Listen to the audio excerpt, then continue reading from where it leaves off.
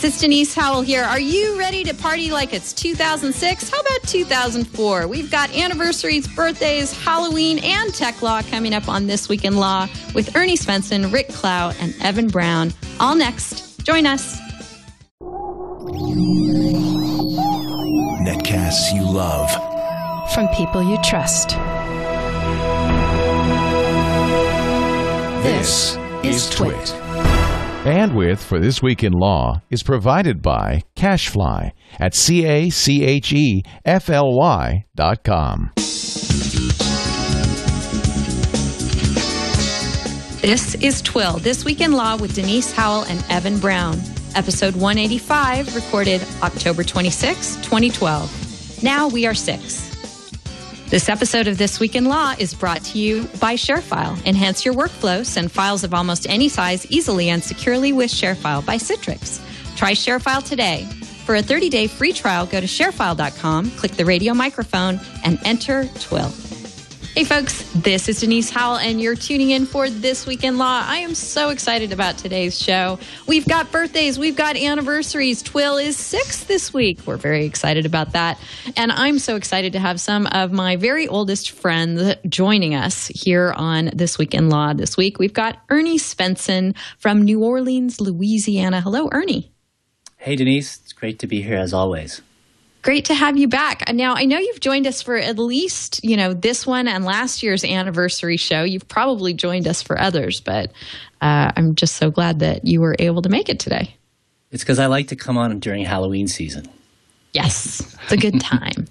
A good time indeed. Ernie has been busy having adventures, and we're going to talk about some of those in a little while. But first, we'd like to welcome back to the show Rick Klau. Hello, Rick. Hey, Denise. Great to be here.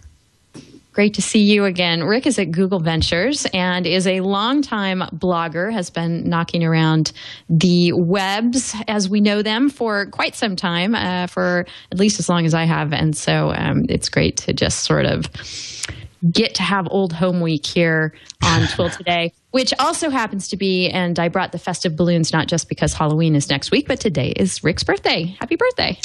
It is. Thank you very much. And joining us once again from his Fortress of Solitude in Chicago, Illinois, is Evan Brown. Hello, Evan. Hey, Denise. This is awesome. I've been looking forward to this so much this week. Old friends getting together. Rick, it's great to see you, my friend. It's been way too long since we've talked. Ernie, great to see you. So this is just going to be an awesome conversation. Going to have lots of fun. So happy to be here. Yes, we're going to party like it's 2006 or maybe even 2004 based on some stuff I want to get into. So I hope you've all got your time travel seatbelts on because we're going to go there in just a little while.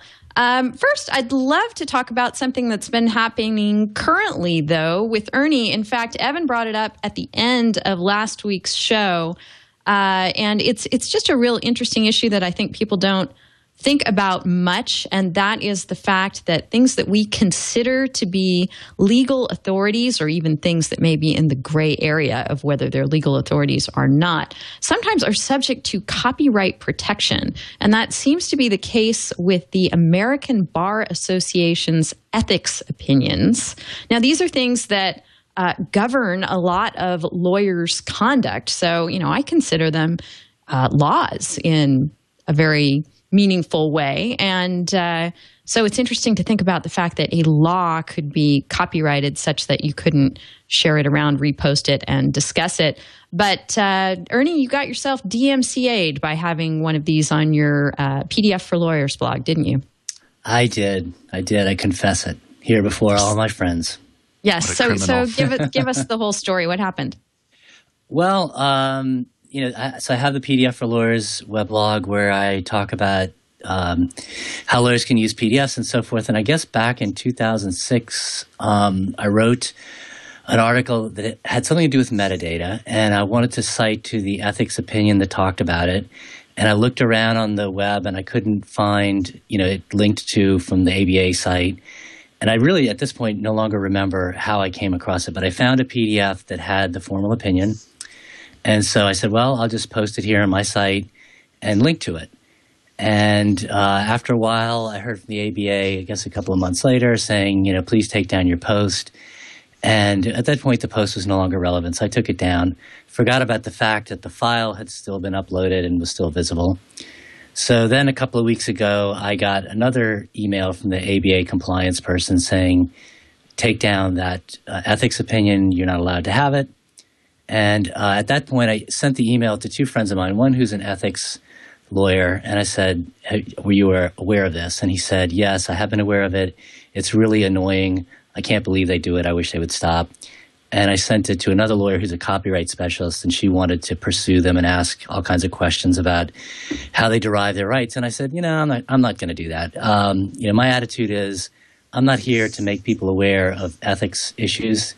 That's the ABA's function and other people's function. And if they don't want to have that information out there in an unfettered way, that's fine with me. But I did take the time to write a blog post about it, and that got a lot of interest. And then Carolyn Elephant from My Shingle wrote a really good blog post saying that she had been hounding the ABA about this for years, and she was tired of it. So she was going to start a petition on change.org, which she did. And, her point, which I agree with, is that, it's better for lawyers to be more informed about ethical issues. And if the ABA is going to lock these things down, that's not going to lead to more information. It's going to lead to constraint. And really, I just find it kind of I can't believe it. I don't understand it, really. But I'm not in the ABA, and I'm not good at committees, so. Yeah, it really is kind of baffling to me that the ABA would do this. Evan, if Ernie had pursued this, what do you think would have happened from a legal standpoint? If we look at the substantive copyright issues here, I'm not sure there's a whole lot to talk about. The ABA, which, by the way, is headquartered here in Chicago, I can almost see it out of my office, so maybe I should try to open my window and, scream over in that direction about, with the outrage that we're talking about here. The ABA is well within its rights as far as the copyright law goes to claim ownership in these works.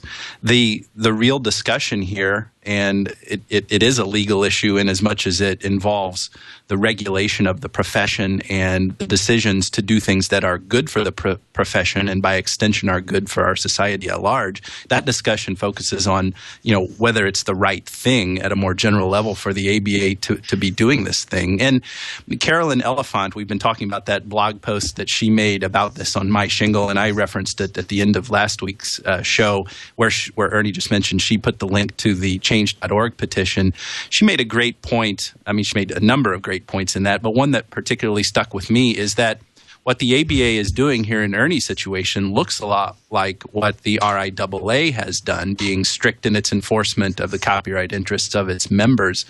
But it's easily distinguishable, what the ABA is doing and what the RIAA is doing. Those two things are quite distinguishable because at least in the situation with the RIAA being aggressive in filing lawsuits against file sharers and others accused of piracy of protected works, what the ABA is doing is merely protecting its own interests in these kinds of things. It does really very little, at least directly, to foster the economic interests of the ABA's members. In fact, the more plausible argument is that it does a great disservice to ABA members and to all attorneys. Like Ernie, I am not a member of the ABA. I haven't been in several years. I've been honored to be on the blog 100, and I'm grateful for that honor.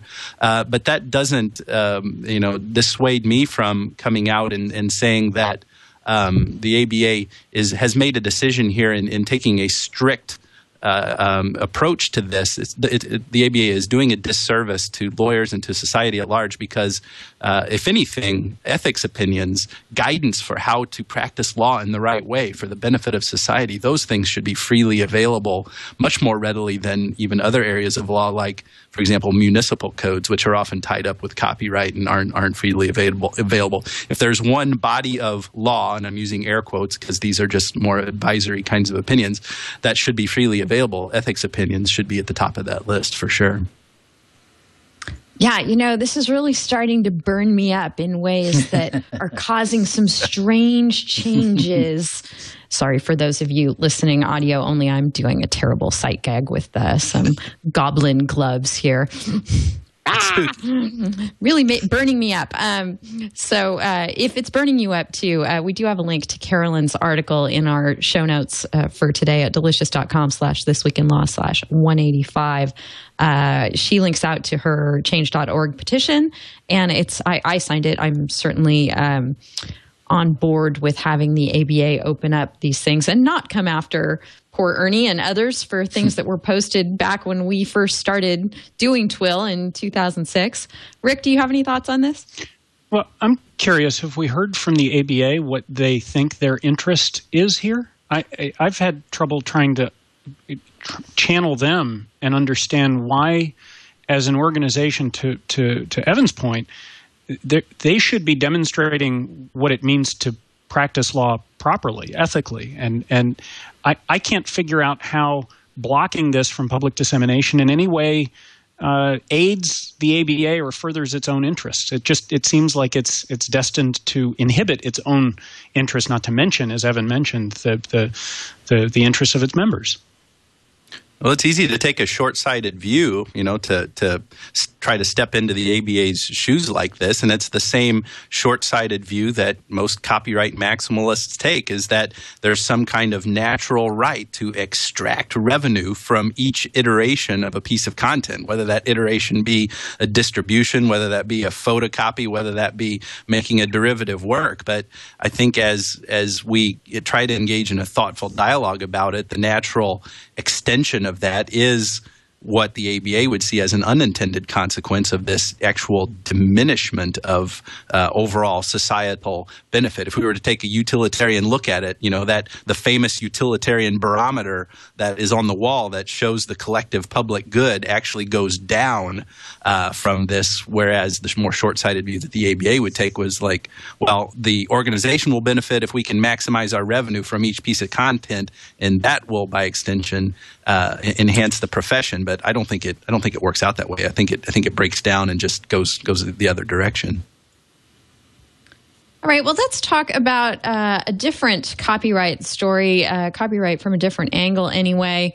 Lots of people, and we've talked about this a lot on the show, have the impression that when they are paying good money for an ebook in either the Amazon store or the iBook store or any other platform where you might purchase an ebook, that you actually own those books and will have permanent access to them at minimum, even if you don't have some of the other hallmarks of ownership in a paper book, so, being able to freely lend it around, for example. But there was a good reminder recently that that's not necessarily the case. There was a woman in the UK, I believe, who had all of her books removed without any explanation from her Kindle. This was reported in The Guardian. Her account was wiped and all her paid-for books were deleted by Amazon. She's been trying to piece together with public relations what happened or why it happened. They've told her that she has been associated, directly related to another account which had been previously closed for abuse. So she's kind of mystified and understandably upset. But this is the era we're living in. When you go and you read the fine print on, the Kindle book purchase agreement, you are not buying that book in the sense that you are buying a print book. Were you guys surprised by this development? It seems, at minimum, this was kind of a bad PR blunder on Amazon's part. What do you think, Ernie? I guess I read the article and it looks like there's a lot of different factors. You mentioned that she was buying it through a UK account, but she lives in Norway now. And we don't really know what Amazon's position is. But I'm not surprised in general that this sort of thing is happening because we're kind of feeling our way through this new digital world. and what is the right thing to have happen here. And I guess, assuming Amazon or somebody within Amazon or some computer within Amazon that just, flagged this and took action knew that this was a problem, it seems like the correct thing to do or to way to fix this in the future to make it better is to at least notify people in advance that there's a problem so that they can respond and say, here's my explanation. That's what we think of as due process, the chance to explain what's going on and to have your argument heard. That's not happening. Now, can we enable that digitally? I don't know. Did Amazon do this by mistake? I don't know. Yeah, on Tuesday of this week, her account was apparently restored. Her books are back, but she never did get an explanation beyond what she was told. It looks like there's some sort of issue with your account. So apparently the review took place and she was out of the loop, and somebody, just sort of as a fluke decided, okay, we're going to give this user back her books. But I mean, it seems like a pretty extreme step to take. Evan, is this just something that we're going to have to get used to in this era of, low customer service, digital files, terms of service that enable this kind of activity, and copyright protectionism that allows this kind of thing to happen? I'm more likely to think that it's going to be the opposite. Your question is this something that we're going to have to get used to? Mm-hmm. My impression is that this is a relatively isolated event. You don't hear about things like this happening very often. There were some weird things going on, admittedly. All sides would admit there are some strange things going on here. I tend to buy into what Cory Doctorow said, his theory that one reason why her account may have been suspended and the content at least temporarily deleted was because of the facts that we were talking about at the top of this. She was living in Norway using a UK account. I have represented publishers negotiating ebook distribution agreements with a number of platforms, Amazon, Sony, Barnes & Noble, and the territoriality provisions of these agreements can be pretty tricky, and it's made even more complicated by the particular the particularities of whatever rights the publisher has and to further license these ebook distributors to make available these works in various territories. So it's quite an understatement to say that the territoriality of these rights is a complex issue, and it could be that the weirdness of the whole configuration here triggered Amazon to take a closer look at this and perhaps in an abundance of caution to suspend the count that was going on here. So, I mean, all of these strange facts in what I see so far as a relatively isolated incident here, I don't mean to be too dismissive of it all, because it does underscore the more important point here of, yes, this is a reminder that rights in digital content are not in the nature of ownership like what we've gotten used to for, since forever. When you have a book, a physical thing, that's even contemplated in the Copyright Act that you own that thing. It doesn't necessarily mean you own the copyright. When you have digital content, you merely have the right to load that onto your device and to access it in whatever way that's made available that you have lawfully contracted to do. There was just one, point in this article that I would want to take issue with. The author says that publishers and distributors like Amazon have spent the past decade or so removing rights that we used to have when books were physical property.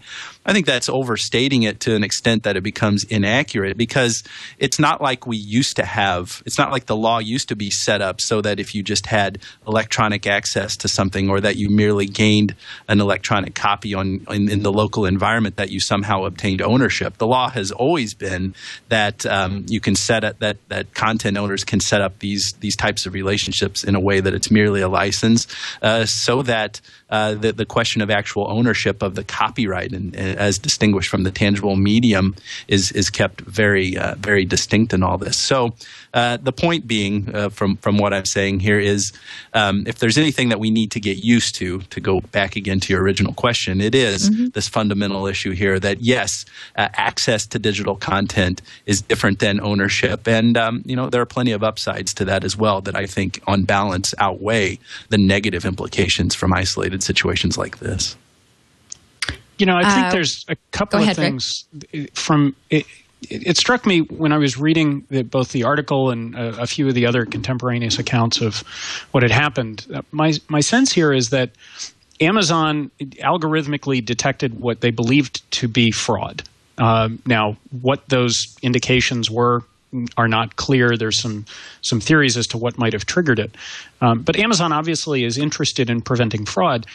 My experience as a customer, I've been a customer of theirs for, I think, 14 years. Every opportunity Amazon has had to go above and beyond for me as a customer, they have done so. So I think while the legality of the terms of service shouldn't be brushed to the side, I do think that there's an alignment of interests here that Amazon is absolutely interested in maximizing my access to content I have licensed from Amazon. And I choose to buy my digital books through Amazon because of the convenience it affords. I can read it on my Nexus 7. I can read it on my phone. Two of my children have Kindles. My wife has the Kindle app on her iPad. And we're able to share in that growing library of well over 100 titles that we've bought over the years that I think it is absolutely in Amazon's interests to ensure that remains something that I can take for granted. So to Denise, to your original question about is this something we have to get used to, I don't think so. I think Amazon's made it very clear that their ultimate goal is to create a seamless, really boundaryless access to a growing library of content. In this particular case, it sounds like their fraud model was wrong. And there was legitimate use that somehow looked like fraud. It did get corrected. Now, it's absolutely unfortunate that the hammer fell and that the user was without access to that content for a period of a few days.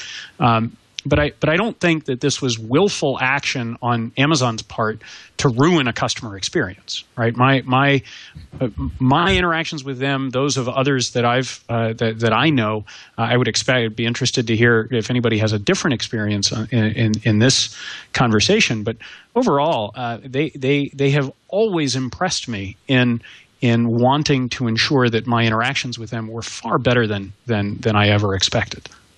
Yeah, I definitely back that up. I mean, I've had several situations where they have made it right when perhaps they didn't have to do so. Like, for example, accidental music purchases. Generally, they don't accept returns on MP3 files, especially, given the fact, oh my gosh, there was no DRM on this stuff. So, yeah, my experience with Amazon is that it has it goes above and beyond the call of duty to provide good customer service. It's, I see some similarities between this situation. Rick, I like your metaphor of, the unfortunate nature of the hammer coming down in this way to the story we were talking about last week with Server Beach taking down 1.5 million blogs because of one piece of content that was subject to thin copyright protection that was posted on a blog back in 2007, which in turn has similarities to Ernie's story, doesn't it?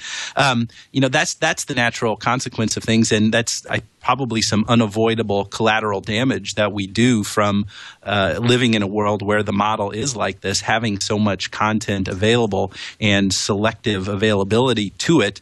There is a burden put on the intermediary to make it right in striking that balance between content owners and the end user. So things like this are going to happen. It's inevitable. Like Rick says, I don't think that there was any bad faith intent on the part of Amazon. There's nothing to indicate that there was. No, I agree with you there. And I, too, have had the wonderful customer experience with Amazon since, I believe, 1995. So it's definitely an integral part of my life, and the reason I've been with them for so long and do so much business with them is because they're really good on the customer service front, usually. The thing that gives me pause here is there's this disconnect between what their customers feel they can do based on their experience with books in general and what it winds up actually being the case, if they get down and read the fine print. And I don't know what the solution to that is. Someone in IRC is suggesting that the buy button had better say lease instead, or limited license to be more precise. But it is a trade-off when you decide, okay, I want to have a library's worth of books on a small device that I can take with me anywhere, rather than a library's worth of books taking up space in my house. You can do different things in both contexts. Ernie, any final thoughts? No, just that I echo what everybody has said. I love Amazon. I use their products all the time. I think it was inadvertent and unfortunate in this case, and I'm sure that they're working to try to get it right, and I hope that they do. All right. Well, let us, as long as we're, going back in time and discussing what we did in the late 90s, let's talk a bit about blogging, because that's how we all met each other one way or another. And Ernie, just to show that the medium is still alive and well and kicking, has written a book on the subject that is coming out, ironically enough, from the ABA and is out now and available. What's it called again, Ernie? It's called Blogging in 1 Hour for Lawyers. Great. I'm not sure. You sent us a graphic that is kind of cute, and we can throw up here if Alex in the studio has it at the ready. There it is. Kind of zoom in. It's funny that you took the time to graph this, but it's sort of, the legal weblogs that were around in the late 90s and early 2000s and when they came online, with Overlawyered in July of 99 and Glenn Reynolds of Instapundit in August, and then our boy Rick in September of 01, and then me in November and Ernie in March of the following year. So that's kind of fun to see. You couldn't graph, blogs coming online today because they're just too fast and furious. But it was a smaller internet back then, and so Ernie. It was a much different experience then, but you still think that blogging is a valuable and relevant medium for folks? Oh yeah, absolutely. I mean, I think it's it gets lost in the discussion of Facebook and Twitter and LinkedIn, I think sometimes, but you have to have something substantial to send folks back to if you want to talk in a meaningful way, and I think a blog lets you do that. A lot of lawyers I talk to have websites, or a lot of them I talk to don't have websites. And if they don't have a website, I say, well, you should get a website. And really that means you should get a blog, because a blog does everything a website does except more. And, we have all learned, we could talk for hours, I'm sure, about all the things that we've learned and the connections we've made and the opportunities that we've been presented with because we had a blog and people were able to find us and that we were able to engage with those people. And it doesn't cost hardly anything. It really just costs your initiative and some time setting it up and learning how to blog and to do it in a way that doesn't take up too much time, which it shouldn't. I like your example of what happened when the Affordable Care Act decision came out from the Supreme Court. I remember we talked about it on the show, how the media got it wrong and initially was saying that the act had been struck down by the Supreme Court, but that's not actually what happened. And the people who had the right answer the fastest were the bloggers who cover the Supreme Court, specifically the SCOTUS blog. Isn't that right? Yeah, and it was funny because as I was writing the book, I was at the very end and I had the introduction already done. And then that all came out, and I said, "Oh, this is perfect. This is my introduction because this is the shining example." Everybody else got it wrong. The pundits who knew, because they were in such a rush to report the decision, but they weren't skilled in quickly looking at a Supreme Court opinion and deciphering when there wasn't a clear mandate. When there wasn't a clear majority. They weren't able to dissect it quickly. But of course, SCOTUS blog was not only able to dissect it quickly, but they also provided some penetrating analysis. And the Atlantic magazine's website linked to it and said, "This is it. These are the guys who explained it properly." And the next day, the Wall Street Journal, of course, gave the hat tip and said, little known. They said it was a little known blog in the legal blogosphere. Of course, SCOTUS blog is a towering blog. But yeah, they got it right. And that's the whole thing about blogs is if you have expertise and you have the willingness to put your information out there, you're it. You're the expert. And they were. Right. Well, Rick, you've been at it for longer than most of us. You still are keeping up your blog that we knew and loved back then, Tins, your personal blog. Do you still find it a relevant thing to do? For some of us, it's just kind of scratching an itch. Yeah, I think that's a good way of putting it. I'm certainly a lot less active lately than I have been in years past. I think this is the first year in something like 7 where this year I wrote more than I did the prior year. Every year the number of posts had declined. Through the 02 and 04 election cycles, I was particularly active. And certainly when I was running Blogger here at Google, I was much more involved. There's an old post from 8 years ago. I find it still a great outlet. I don't know if anybody here knew Michael O'Connor Clark. He was a good friend of mine who blogging reconnected us. Very sadly, he passed away after a relatively brief bout with esophageal cancer. And it was just absolutely natural that the very first thing I did upon hearing the news was grab my laptop and start composing my recollection of a really special guy. And it was clear to me that the blog was where I was going to put it. I remember back in probably 02, I was still actively working in the legal profession on the technology side, and was finding that my blog was a far more effective vehicle for PR, really, than the PR agency that we had on retainer. I was writing about a number of issues involving the legal profession at the time. Brobeck, was it Brobeck that was dissolving? Yes. I remember that feeling just that the New York Times coverage of it and the Wall Street Journal coverage of it was really trying to turn it into this .com disaster, when in fact it was a little bit more mundane than that. The firm had taken on tremendous real estate commitments that it didn't have an ability to deliver on, and so I was writing about some of that. And I remember Robert Cringely, the pseudonymous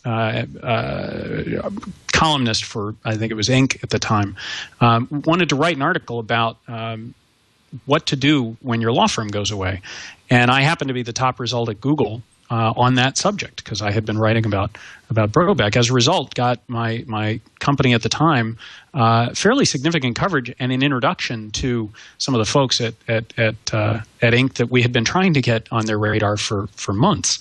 To Ernie's point, he's exactly right. Your ability to have this unfiltered access to an audience, but then also to make your content discoverable through Google or other search engines. It's just a phenomenal medium for doing that. That before these blogs came along, there were very few places where you could scalably share an opinion that could come back to benefit you even years down the road, right? Law firms would do newsletters where they would send out client alerts. They'd sit on paper, and no one ever knew how many people actually read them. And the blog just became a wonderful outlet, certainly for me personally, but also professionally, as I transitioned out of really the legal profession into more of a pure tech focus. It was always unquestionably a great asset for me. All right. Well, Evan, you want to weigh in on the topic of blogging before we move on here? Sure, I'd be honored to, even though I feel like such a newcomer. I didn't start my blog until 2005. If you guys are talking about, 2001, 2002, I was just, I was still in grammar school, But in any event, my blog is, the motivation that I have had for writing over the years has changed. The big thing is when I started, I really didn't know what my objective was. I didn't know what I was doing. Didn't know what my objective was. I just enjoyed following legal developments in the law. But the way I characterize it now is that, I think of it as kind of the hub of the wheel that is my personal credential building and public face and personal branding. So, I look at to the place where, the spokes of that wheel are, my Twitter presence and the stuff I do here on TWiL. And so it's just been, the biggest benefit is what Ernie was talking about. It's been a great way to meet people. I wouldn't know any of you if it weren't for the fact that we were connected through blogging years ago. It has led to so many speaking engagements, other writing engagements, press and media attention. I've been fortunate to be on CNN and ABC and Fox News, and that's all because of the blog and the connection that's been there. So, I certainly see it as a relevant medium, though the nature and the character of what it means to be a blogger and the kind of public face that is certainly has changed over the years, and no doubt will continue to evolve. But I don't see it going away, at least as part of the things that I do professionally that I also find very satisfying. Do you treat it differently from a legal standpoint now that you are no longer in grammar school and have developed along for many years now as a blogger? Are there precautions that you take that you didn't back at the beginning? Well, I have always gone with always had the rule for myself that I don't spend a whole lot of time talking about what I think the law ought to be. I say I am here on the show. I do that plenty. But as far as the written word goes, and the things that are easily searchable, and the things that opposing counsel might likely dig up, or something like that, I don't want to go on record too much talking about normative stuff. I do once in a while. You can look through the archives of my site, and I make fun of industries and positions with some frequency. But generally, I just like to talk about what the law is, what the court said, what kind of issue is presented in a particular news story, what are the legal issues that are here based on like some company's announcement or some story that has broken, so that I feel like that has been a good curb to keep me out of trouble from saying anything that's either going to prejudice one of my clients or be fodder for an argument that the other side could make, or to get me in trouble with my bosses here. I work for an AmLaw 200 law firm, so I have plenty of people with plenty of incredulity and scrutiny looking here who, I have to report to. I want to make sure that I do and say the right things. So that's just, I just try to be as unsensational. It might be one way of putting it, and perhaps I'd get more traffic if I could take more positions on stuff. But that's not why I do it. I do it mainly for the for just the opportunity to do quality analysis on legal issues. Okay, quick poll of all of you: who allows comments on their blog? I do. Yeah, Everyone? I do as well. Okay, and so do I. Do any of us have we registered with the Copyright Office a DMCA agent, and do we have a DMCA policy on the site? Me, no. Anyone else?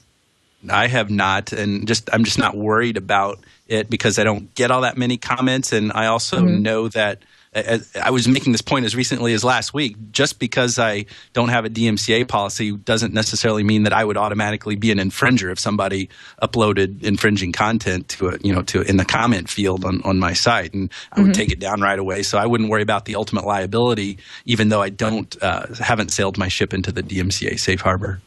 Right. Anybody have terms of service or disclaimers on their personal blog? I kind of do. Yeah, I have a disclaimer. I mean, I one of the things I struggled with, similar to Evan's comment about working at an AmLaw 200 firm, when FeedBurner got bought by Google, and suddenly I was no longer the company spokesperson, which I had been for FeedBurner, or one of them. I was now a guy who worked at a company of, at the time, I think Google was about 12 or 13,000 people. I struggled for months to come to terms with the fact that anything I said from that point forward would be associated with a guy at Google said. And one of the things the press is really amazingly good at is inserting an executive at, regardless of what your title might be, and to try and give the quote more weight. And that was something that took some time for me to get used to. The PR team at Google is astoundingly good at not only allowing for anyone at Google who wants to speak publicly to do so, but to encourage common sense and a little bit of intelligence when it comes to communicating publicly about issues that might be sensitive. There are things that it would make absolutely zero sense for me as an individual who happens to work at Google to opine on, because they're just not, it's not worth the potential blowback to Google. Or now, I work at Google Ventures. It wouldn't be worth having to fight that firestorm of, well, did you or didn't you say it? Yeah, I said it, but I didn't say it as an employee of. So my disclaimer just makes very clear. There are times when I will speak on behalf of my employer, and I'll note when that happens. Otherwise, this is me saying a thing, and for the most part, I'm going to shy away from saying things that are in any way sensational. It's a load of stuff. Yeah. Well, those are all good practical tips and advice. Ernie has written the book on the subject. If you would like more such advice, Ernie, what were you going to say? I was going to say, can I give you my favorite legal disclaimer? I rediscovered this the other day. Mark Bennett, who has the Defending People weblog, he's a Texas lawyer. His disclaimer says as follows: criminal defense lawyers like me get paid lots of money to help people make decisions that will affect them for the rest of their lives. Our advice when given is based on a thorough understanding of the facts, as well as years of experience dealing with the infinite nuances of the law. If you make decisions that will affect your future based on things you've read on a website, you're an idiot. Don't blame me. If you call me after you screw things up, it's going to cost you 5 times what it would have cost you before. That, to me, is the perfect disclaimer. It is. That's wonderful. All right. On that note, we're going to take a little break. We're here, in case you've just tuned in, with Rick Klau from the Tins blog and from Google Ventures. Hello. Great to have you back on the show, Rick. Thanks so much, Denise. Great to be back with you guys. And Ernie Svenson is with us from ErnieTheAttorney.net and from the Svenson firm in New Orleans. Great to be here. And Evan Brown is with us too. And way back when we started this show 6 years ago, and when some of us started blogging 10 or 11 years ago, we certainly did not have the benefit of great services like ShareFile. So things have come a long way, baby, and we are so glad they have. Because back in those days, we would be messengering files around, and if you had to email something, goodness knows, you just kind of crossed your fingers and went, okay, hope this whole package gets through. That kind of issue is just gone now. Because, of course, back then, when you emailed a file, you would just be sending it. What ShareFile does is open up a world of possibilities. Rather than an attachment, your file is sent as a secure link that lets you collaborate and share information to get work done. It's always under your control. The files can be almost any size at all, and it's so much more efficient. It's the secure way of transferring files that are either too large or too confidential to be sent by email, and it's so easy to use. ShareFile allows you to access files remotely from your laptop, your tablet, your smartphone. That's why so many business professionals rely on ShareFile every day as an important part of their daily workflow. Now, I highly recommend ShareFile and strongly believe that it will benefit anyone working in the legal profession because of its confidentiality, its ability to handle those files that, we used to have to move around via basically horse and buggy. Well, usually it was bike messenger or motorcycle messenger back in the day. Now, ShareFile takes care of it all for my practice. I know that my clients are able to get these files. I know that they are able to work on them and get them back to me. We're able to collaborate that way so easily, and I don't have to have any infrastructure beyond ShareFile itself. So it really just solves this entire aspect of my practice. Rather than just take my word for it, I want you to try ShareFile today. Kick the tires on it yourself. Sign up with my special offer. You get a full 30-day free trial. Go to sharefile.com, click on the radio microphone, and enter TWiL, TWiL. Remember, visit sharefile.com and type in TWiL.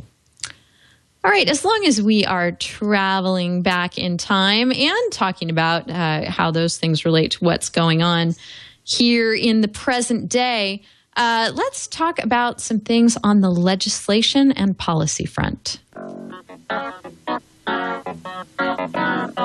always love the Sanford and Son version of this. Yes, it is good.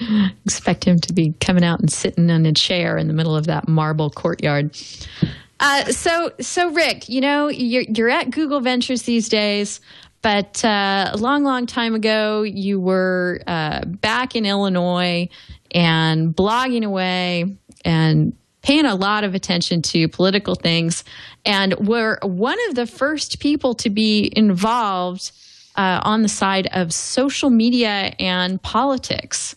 Now, I know that way back in the day, before there even was a Democratic National Convention that introduced this senator from Illinois to the world, and certainly the folks in the United States, you were hanging out with him in your home, were you not? I was. Actually, I think he was at our home after the speech. It was originally supposed to have been there before. Governor Blagojevich threw a curveball and required the legislature to stay for an entire weekend. So the Sunday afternoon event that we had scheduled got postponed to October. But I had been working for the Obama campaign from about, I want to say, March of that year, of 04, I think it was. Right. So in addition to, having fundraisers, you were the first person who had Barack Obama on a blog. Is that right? I was the guy posting much of the content for his campaign blog. So I was doing a lot of the content drafting. Talked frequently with the folks on the communications team about what to say, how to say it, and maintain that campaign blog from right after the primary, right after he won the primary, through Election Day. And then you were also involved heavily in the Dean campaign as well. Yeah, in fact, I think had the Dean campaign not ended, I might not have gotten involved in the Obama campaign. Right. So all things happen for a reason. One scream changed your life, it sounds like. Yeah, something like that. It was a conversation actually with Greg Siskind, who I know some of you know. Greg is an immigration lawyer. I believe had the first immigration law firm website. And Greg and I had co-authored a book for the ABA, The Lawyer's Guide to Marketing on the Internet. And we were just catching up on the phone one afternoon, and he'd had a client in Memphis who, in the wake of 9/11, had been locked up without access to counsel for several weeks. And we were both fairly concerned about the direction the country seemed to be heading in. And I remember the conversation vividly because what we both were asking each other effectively was, when our children are in high school and they're studying this period of American history, they're going to ask, what did you do? And neither of us was really comfortable with the answer, well, we voted. And then, let the cards fall where they may. So I started looking into candidates. This was the summer of 2002. And I started looking into if there were any candidates who declared that they were going to be running for president in the 2004 cycle against President Bush. And there was this very little-known governor in Vermont who was saying a lot of the things on civil liberties that resonated for me. So I tried to find him on the web. There was no web presence for the Dean campaign at the time. I called directory assistance in Burlington, Vermont. For real, I promise you, it's a true story. and got a woman who was manning the phones. She was the only employee at the time of the campaign, and told her, I said, this is what I do. Seems like you're going to be a dark horse candidate, because there were other names that were rumored. Certainly, there were a number of names that were likely to be the front runners. And I thought, I'm still new to this blogging thing. At that point, it was about a year into it. But it seems like that would be pretty key to how you would go about doing things on the cheap. And if you need help, here's how to reach me. And honestly thought that would be the end of it and that I wouldn't hear anything. couple months later, I actually got a phone call, and it was they started getting their first volunteers and some paid staff. And I was involved from that point forward, helped them ironically migrate their initial attempt at a blog off of Blogger onto Movable Type. I spent some time in Burlington later that year in 2003 and worked very closely with both the team in Burlington and then some of the folks in Illinois as well. So, I know I'm going to sound like an old fogey here, but and I understand that you're obviously very good at picking winners, having worked with Barack Obama back in the day, and it's very good that you're in a VC role given all that, and you're living in an area real close to where I grew up. I understand, you're at a great company, you're in a comfortable home, but darn it, Rick, we're all missing out because back then, political discourse in a social media kind of way from the campaigns was something that actually worked and was compelling. And I just don't feel that way anymore. The way that the campaigns seem to reach out to people these days is sending them, perhaps a dozen emails a day asking for money. And I just don't, feel like they're getting that same kind of connection that you were able to accomplish back in the early 2000s. So, can we lure you back to some kind of more proactive role with the political candidates? Because we think they probably need your help. Well, thank you. That's very, very flattering. I think in a lot of ways what we're seeing today is a very logical evolution of where we started really 8 years ago, that there is a lot more attention being paid by candidates and campaigns to what is being said, how it's being said.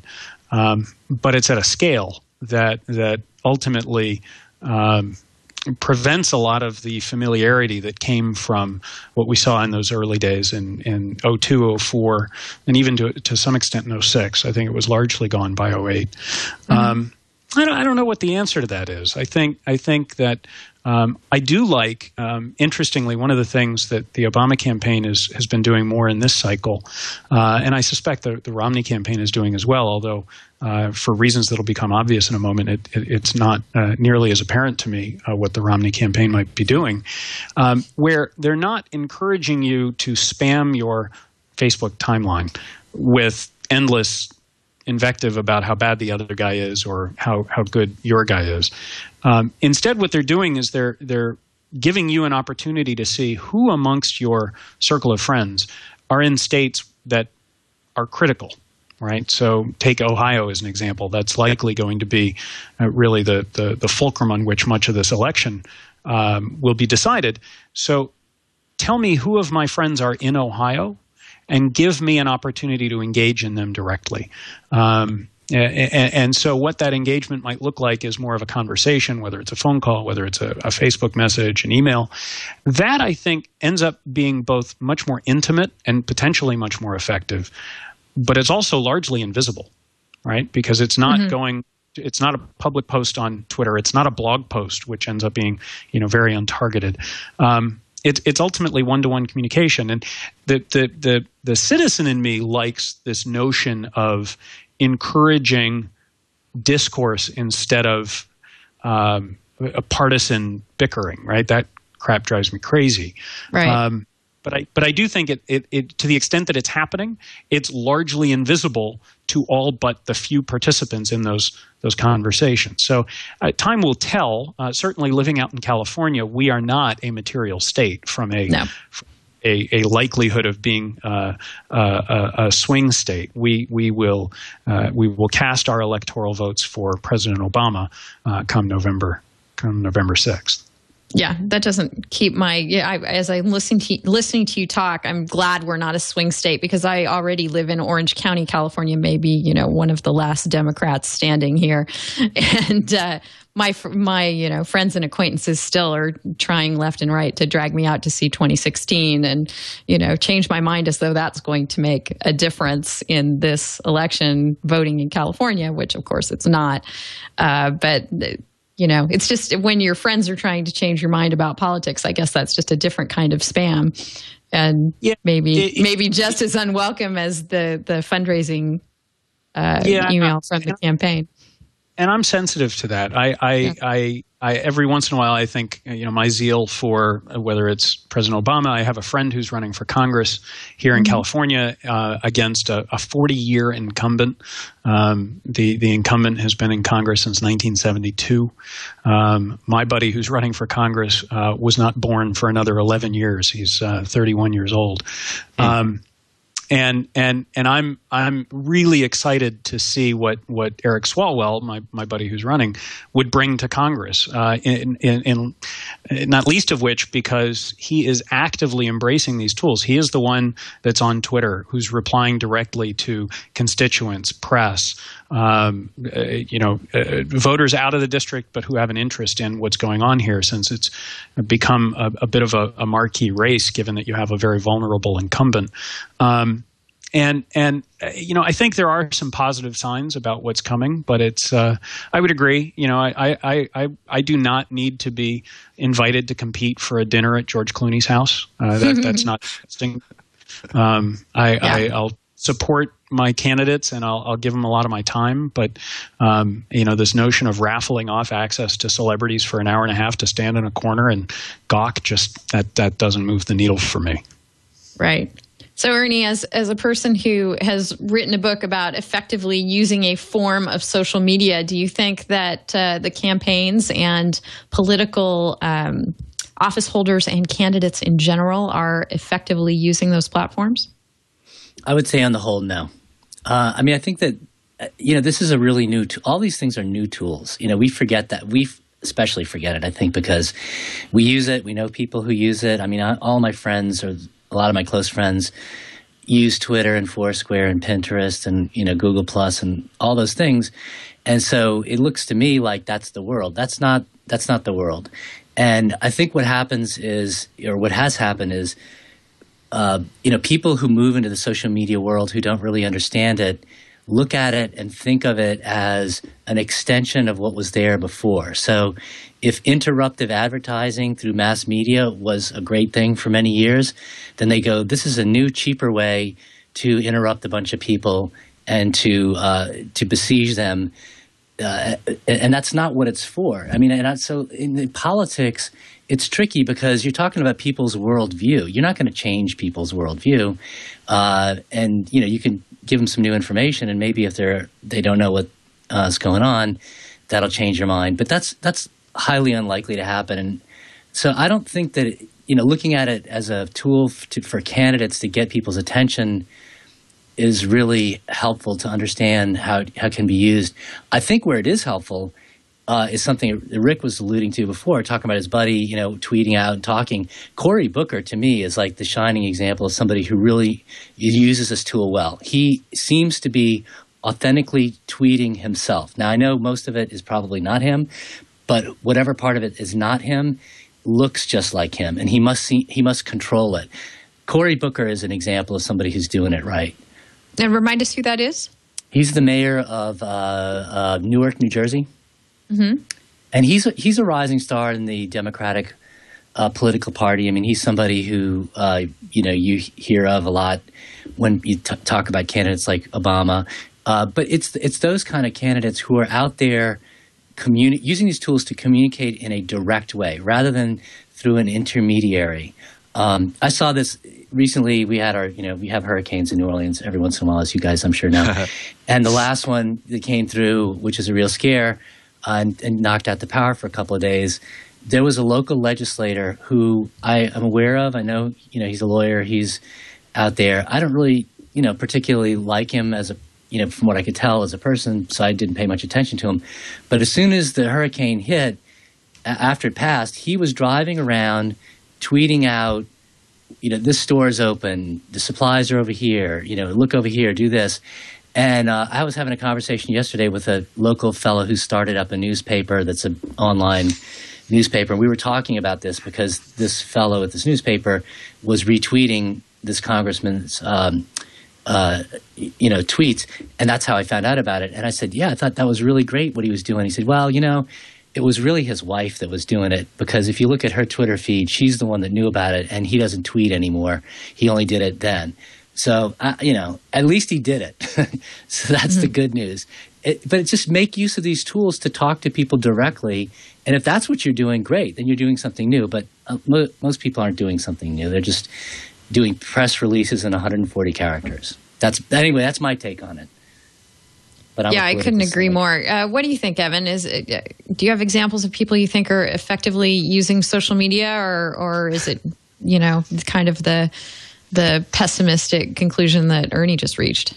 Well, there's no examples that stick out in my mind, because I make a deliberate effort to not be too influenced by social media when it comes to this stuff. I find it at a sociological layer fascinating to see what happens on Twitter after the convention, during and after the conventions, during and after the debates. But I really try not to get too hooked in, letting that affect my personal ideology. Look, I'm confused enough the way it is. I come from rural Indiana, the reddest type of state, the reddest type of environment. I live in Chicago. I'm influenced by people like Rick Klau. So, I don't know what to think about politics and stuff. I haven't the foggiest idea.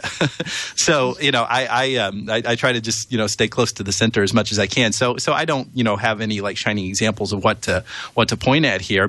And so I can do very little, if anything, to add or detract to what Rick and Ernie have said about this issue very astutely. The one observation that I would make is to notice how the mainstream media looks at social media and tries to make something out of it as if there's some kind of emergent property arising from it here. There's all this talk about popularity based on how frequently a candidate is tweeted about in a particular period of time. The whole fact that, the Michelle Obama won the Twitter war during the convention. She had 28,000 tweets per minute versus Mitt Romney's 14,000 tweets per minute, when Mitt Romney gave his speech. So that's the thing that I see as probably ultimately needing correction as social media starts to occupy a larger percentage of usage among Americans and worldwide. This whole notion of sensationalizing it in that way, making it a meta issue, is the most interesting thing that I see coming out in 2012 and all of this stuff here. So. It's one of those things that's going to just take time to normalize, and we'll get there. Right. Well, I don't know how I don't just go ahead and drop our resource of the week in on the heels of that comment, because it does follow right from it. And I'm going to go ahead and make our first MCLE passphrase for this episode of This Week in Law, Poynter, Poynter, because that's where I found this article. It's Poynter.org on social media and the election, and it's entitled How to Keep Social Media Reaction in Perspective When Covering the Elections. But, as someone who may not be covering the elections per se, it's also a great piece on how to keep the reaction in perspective, just, for your own thinking about what social media means and how people are using it. It basically goes through and points out that social media is a sample of society, but it's not, representative of everyone. It has some Pew Research on who uses social media and what you can expect based on those figures, and some background on just what you were saying, Evan, that the volume of mentions in a particular time frame isn't really indicative of anything. You don't know the context. You may not be giving proper credit to what sentiment is being expressed when that candidate is mentioned. An example they give is, I want to love Obama, but I don't. So, even though love and Obama are used in the same tweet, they're not necessarily a positive indication. So this is a really nice piece from the folks at Poynter, and I do recommend that you check it out, whether you are a journalist or not, because I think just as an informed voter thinking about the candidates, this is a nice thing to have in your arsenal. Yeah, there was one insight that came out of that I was surprised of, and that was how the data seemed to suggest that social media commentary, discussion about this stuff tends to be consistent. You don't see like the bump around the convention or the debates, and it also seems to be more monolithically negative. Those were surprising things to me because it seems like social media, we think of it as ephemeral, and that would be subject to the vicissitudes more of the way people think and respond to stuff. So I was surprised to see that it was much more consistent and kind of a downer. Yeah, definitely. I think that's just sort of human nature, right? That you're more motivated to go online and say something when you've got something negative to say. I don't know. If you've got something very, very positive to say and you really want to spread the love, then that too. But it has to be a strong emotional reaction, I think, to get people to actually put their opinions out there. Would you agree, Rick? I do. I mean, I think it's a platform for snark at some level, right? So we all know that some of our most popular blog posts or tweets or Facebook posts are when there's a complaint at some level, right? You're both pointing out how upset you are, how wrong someone else was, and these platforms make it very easy for a bunch of your friends to show, solidarity by piling on and amplifying the complaint, right? United Breaks Guitars is the perfect example of this, right? The poor musician who lost his guitar and then made a really hilarious music video about it. And the monolithic, horrifically tone-deaf airline that couldn't get it straight. It was easy to hate United. It was easy to say something snarky or funny. And so I think those are the things that end up sort of sticking. I think probably to this day the most retweeted thing I've ever said was the in passing snarky comment as the PlayStation Network hack problem was being compounded, and it was sort of V3 of the compromise. And I just said something along the lines of, I think Sony should just save us all a bunch of time and put everybody's usernames and passwords in a wiki and then be done with it. and okay, funny, snarky, and then the thing blew up, and suddenly you've got hundreds or thousands of retweets because it's an easy thing for somebody to sort of give a quick upvote to the clever, snarky comment. So yeah, right. I would agree. Depending on where you were employed at the time, it was probably quoted too as executive at Google says. Exactly, which increases the desire to be gun shy on that stuff. Right. Well, I'm just glad that when Annoying Orange gets snarky, it's snarky in an even-handed way, and we've got both Broccoli Obama and Pitt Romney, and they're both both lampooned. There's a great tweet. There's a great tweet that I found. This is from a fake Chris Rock account. He said, Facebook during an election year is like a magic sorting hat for who to unfriend. That is beautiful. Hey, Rick, I know you need to run in a few minutes here, but before you do, can you bring us up to speed on your latest and greatest professional role? Tell us about Google Ventures and what you're doing there. Yeah, I'm having a blast. I joined this team a little over a year ago. I've been at Google now since June of 2007 when FeedBurner was acquired, and Google moved me out to Mountain View. Had a couple of different roles at Google. Was in business development to start, then was a product manager for about 3 years on Blogger, then what became Google Plus, and then YouTube. And I was brought over here to take ownership of something we call the Startup Lab, which is both a physical building here in Mountain View and a collection of programs, part of a teaching center for all the companies in our portfolio. We've got over 100 companies that Google Ventures has invested in to date.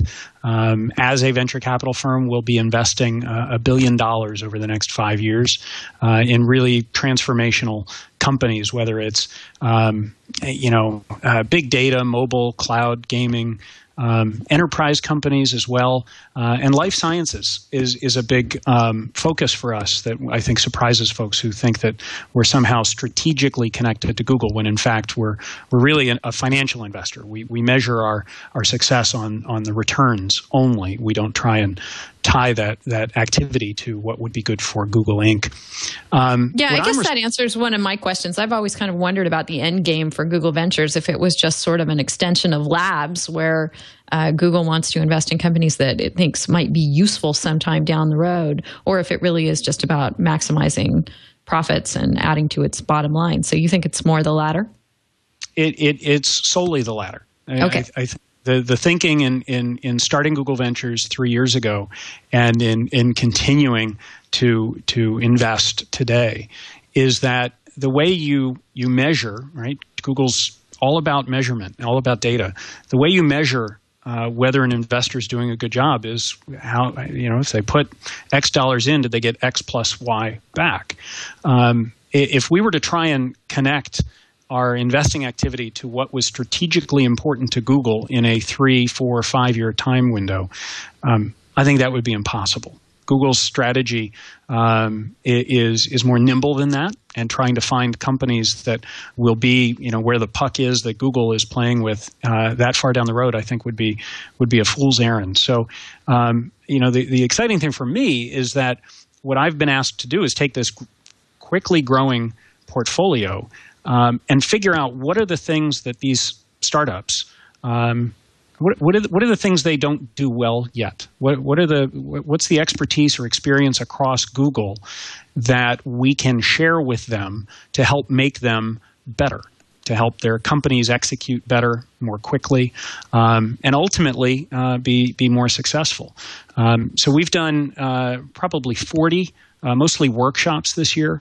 Workshops have covered everything from big data, how to implement a big data analysis effort within your company, how to be a product manager, how to build out a product organization, interviewing, how to interview well. That was one of the things I was probably the worst at startups. I liked everybody that was willing to take a chance on a crazy startup. So I was a terrible interviewer.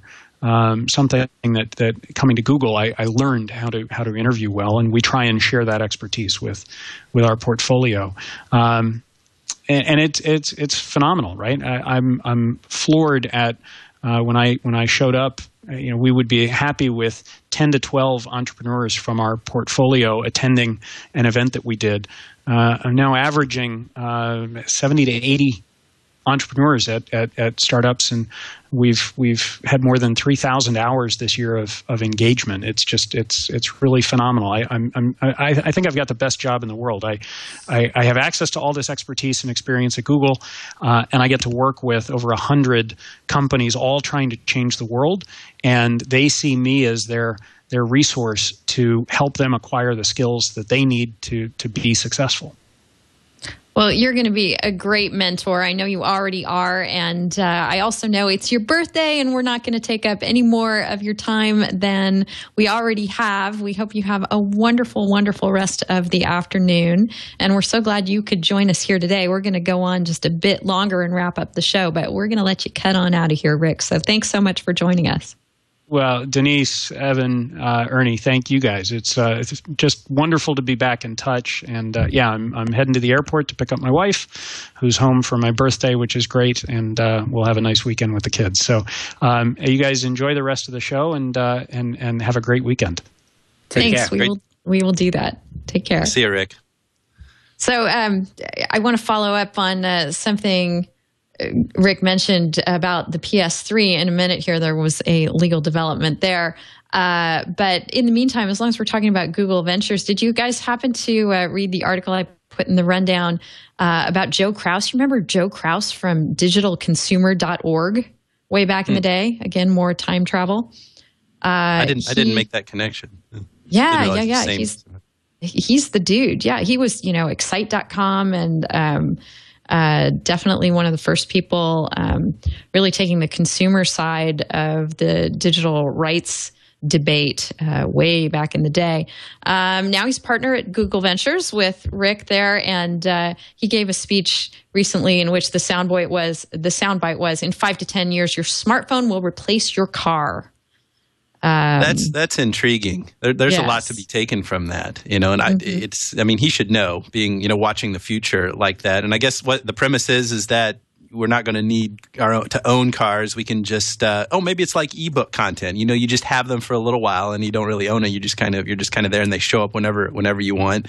Right. The thing that I thought was really interesting about that is it seems like maybe it's not in the 5 to 10 year horizon, but even further, is that you won't even really need to own a smartphone. Do you remember the TWiT show Forecast?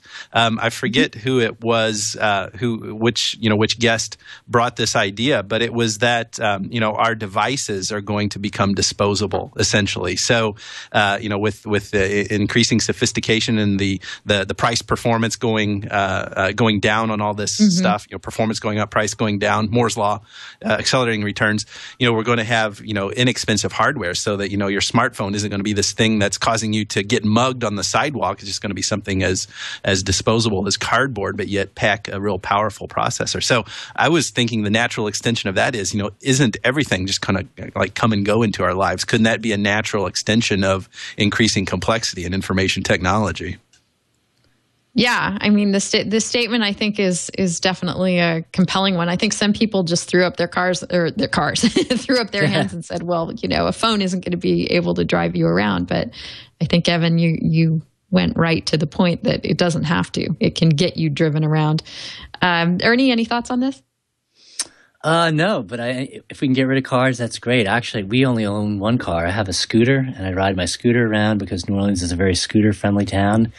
And I can park it on the sidewalk, and if I could get rid of the scooter and just pick up the phone and call somebody, actually, I'd prefer if they deliver a scooter. So I guess that's what I'd be looking for. But free scooter delivery. We have a nice electric one you might like. Yeah. All right. Well, let's talk about the PSN debacle and privacy to wrap up the show here.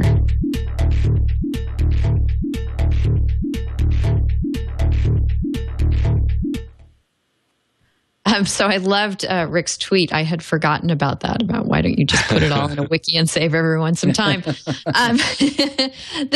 judge in the case, though, was not real constrained to find that Sony did anything particularly wrong here. And it's really kind of a terms of service issue again. Behavior that people don't expect can be legally protected under these terms of service.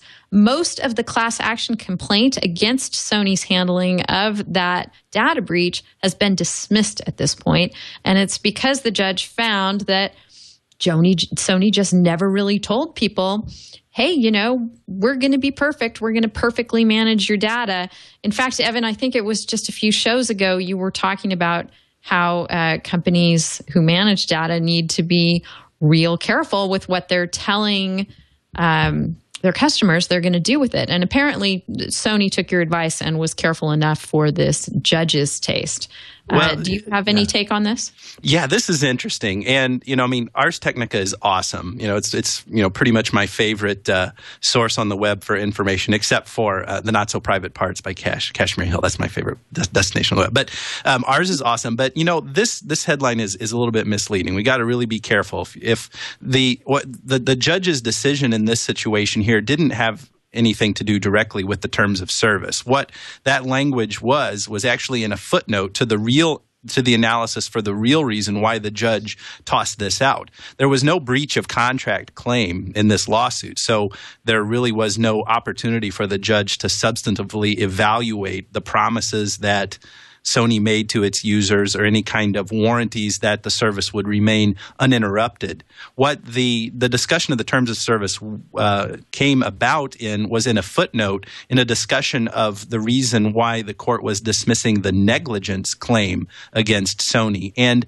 this is really wonky. I mean, this is a kind of an esoteric legal issue that I don't want to trouble our listeners and our viewers with. But essentially what happened here here was the judge threw out the negligence claim on this legal doctrine called the economic loss rule. And the judge was saying what the plaintiffs are trying to do here is plead around the fact that the agreement makes these assertions that we can't promise you perfect service, and trying to couch it as a negligence action. And generally, when for a, the economic loss rule says that you can't seek just economic losses unless certain circumstances are there, like a special relationship. For a tort claim, the only kind of losses you can recover for in a tort claim under the economic loss rule are losses due to some kind of physical harm or damage to property or something like that. So that's the real reason why the heart of the lawsuit got thrown out. It was because under California law, there's this economic loss rule, and there was no need to even try to do a breach of contract action because of this language here. So it's a subtle point. It's unfortunately it's a little bit esoteric in the illegal analysis here, but the terms of service were not as relevant in the court's analysis as what this Ars Technica piece would lead us to believe here. But that doesn't change the fact that Sony wins this round. Case isn't over. The plaintiffs can replead. They might try to. The court gave it some hints as to how it can bolster its allegations to establish a special relationship between Sony and its users. So maybe this, case will get some new life. It's by no means over. Well, we'll keep an eye on it and let folks know if the plaintiffs come back and manage to have redress from the huge leak of data that there was last year. Let's move on to our tip of the week. We did our resource already. We've been talking about candidates and genuineness in using social media. We've also talked a lot on prior shows about how genuineness in using social media can get you in trouble from an employment standpoint. I'm sure it's not news to anyone that lots and lots of people have been fired over their use of social media. There was a recent decision that was written up by Venkat Balasubramani over at Eric Goldman's Technology and Marketing Law blog that gives you yet another wrinkle on this. Not only might you lose your job, but you might just lose your unemployment benefits as well. And that, of course, happens when you are terminated for misconduct. So when this particular employee was ranting about coworkers, et cetera, he actually violated an affirmative policy at AO, which I assume means America Online. I'm not sure what AO stands for in this. I haven't read the decision. But the employer had a policy against treating employees, with any kind of harassing comments. So when this guy was tweeting things like they were toxic, morons, dysfunctional, psychotic, and schizophrenic, that actually qualified as a violation of the policy. He was terminated for misconduct. Not only lost his job, but his unemployment benefits too. So while you are trying to figure out how to be genuine online, do keep an eye on what your employer might make of that. And with that, guys, we're going to go ahead and wrap up our 6th anniversary show of This Week in Law. Now we are 6 years old. I'm not sure if that means we're in first grade or we're 6-year seniors, but we're still hanging in there and we're happy to be here. Ernie, it's been great chatting with you again. Thanks so much for joining us on our momentous day. Oh, thanks so much for having me. It was great. Evan, wonderful to be doing the show with you week after week. It's just so much fun. It is, and congratulations on 6 years. It's a wonderful thing you're doing. I love being a part of the show. So if our listeners and our viewers have even a tenth as much fun watching as I do participating, it's a good thing. So congratulations, Denise. Oh, thank you. And to you both. You've both been around since Ernie, the very beginning. And Evan, I think you showed up on episode 17 or so. So it's not That's right. This is at all my accomplishment. I've had tons of help and the wonderful, not just you guys, but all the wonderful guests who join us each week really make the show both a pleasure to do and to enjoy and experience. So, and of course, our listeners and viewers with whom we could not do the show, the IRC got me right on the video before the show today, where I was hopelessly kind of lost and going, wait, Skype's not showing me what's happening. Right down to technical help and substantive things for us to talk about. When you do want to give us suggestions on things to cover on the show, do email us. Evan is evan@twit.tv. I'm Denise at twit.tv. Or go and find us on Google Plus and Facebook, where we're posting up things during the week, things we plan to talk about, and looking for more suggestions. So find us there. We're both on Twitter. Evan is Internet Cases over there. I'm D. Howell. And Ernie is Ernie Attorney. Not Ernie the Attorney. On Twitter, you can find him there as well. As Ernie, you're also now tweeting your new book, I believe. Yes, I have a blog set up, of course. That's 1HR, as in hour, 1HRblog.com, and it's the same Twitter handle. So check me out both places there. They're talking about why you should have a blog. Awesome. Thank you so much for that and for joining us today. And we're going to let you get out of here. If you're watching live, we've got not just the social hour coming up, but I believe that we've got some unboxing to do there in the studio. So I know you're all excited for that. And we will see you next week on This Week in Law. Thanks so much for joining us. Take care.